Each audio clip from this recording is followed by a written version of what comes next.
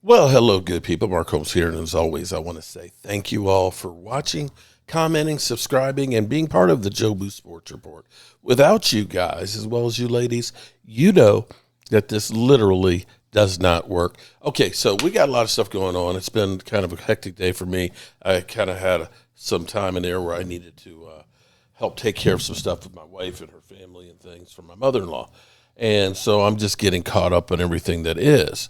I did a video that's going really well right now, looking at where the Cowboys are as far as the salary cap going forward. Technically, we only have $10 million in cap space, but showed how the Dallas Cowboys next season, with getting Micah Parsons signed, getting Tyler Smith signed, that we are able to have over $100 million of cap space in doing some restructuring, of course, with contracts, as well as the rollover. So the Cowboys, if they really want to go through and they want to sign some guys, they can do it. They can definitely do it.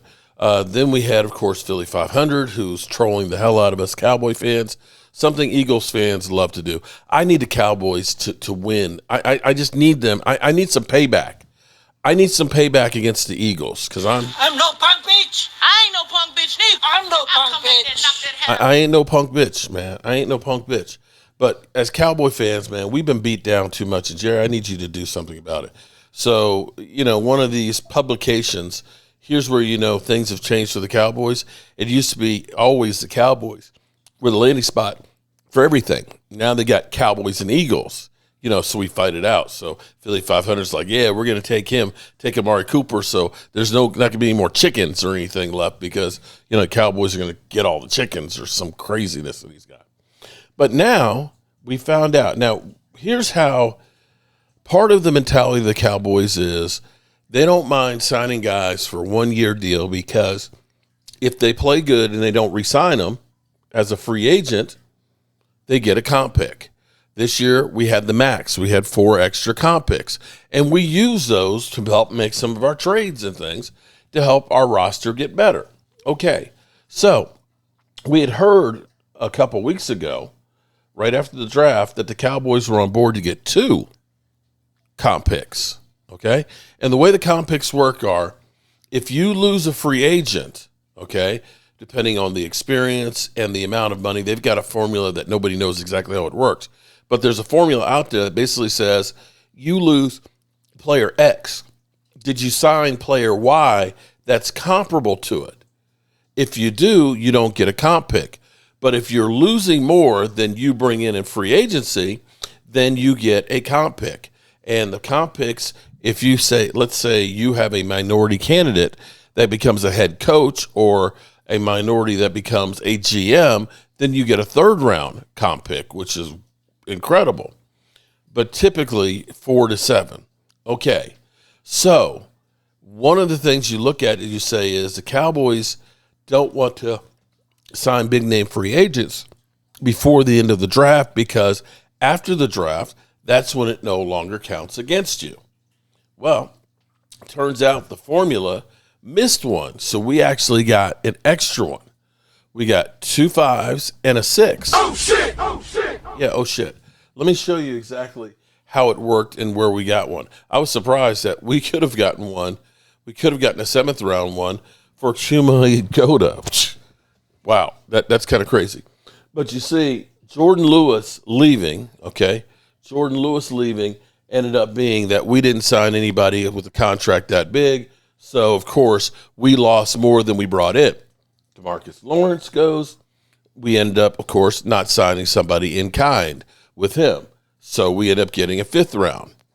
Brandon Cooks, surprisingly, Brandon Cooks ends up signing, goes back to New Orleans. Is it New Orleans? I think it's New Orleans. That one cost us because Dante Fowler ended up being signed by the Cowboys. So you look at the contracts of the 2 of them, surprisingly, Dante Fowler's contract is actually pretty light when you think about it in the grand scheme of things.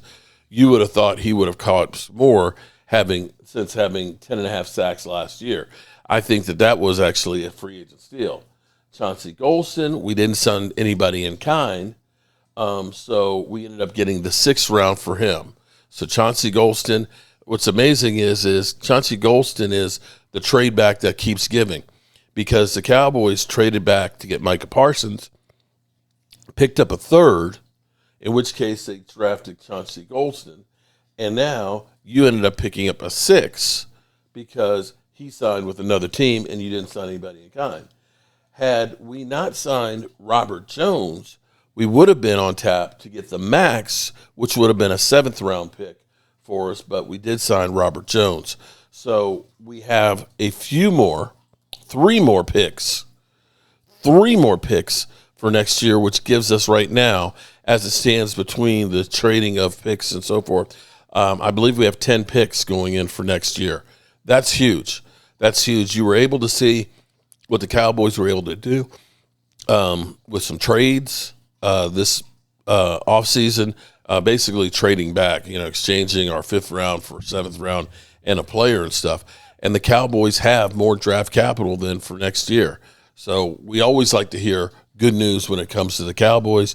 It's been one of those roller coaster ride days. First, felt great because we could get potentially $100 million in cap space next year. And then, of course, I get bitch slapped by, of course, my nemesis / son, Philly 500. And from there, of course, now we find out we get an extra pick. By the way, King Dick back here, and so before we start this video, I gotta get this mother humping thing out of the way.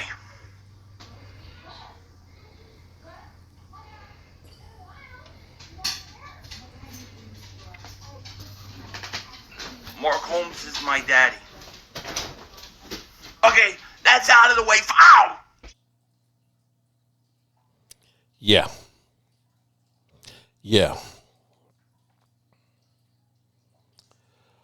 I love you, son. I love you. Be that as it may, the Cowboys, I still want to be hopefully optimistic on the future. I think the Cowboys have done some really incredible things this offseason after being completely inept last year. That now, maybe, just maybe, we can actually get back on track and get back to where the Cowboys belong. And that is up on top. We can only hope and pray that this continues to go in the right direction. That's it, people. I will see you with any other news I stumble upon. Peace. I can't stand it anymore. I've got to get out of here. I've got to get out of here. Calm down. Get a hold of yourself. Stewardess, please let me handle this. I've got to get Calm down. Now get back to your seat. I'll take care of this. Calm down. Calm down. Get a hold of yourself. Doctor, you're one on the phone. Everything's going to be all right. Please. Sister, please, I'll handle this. I've got to get out.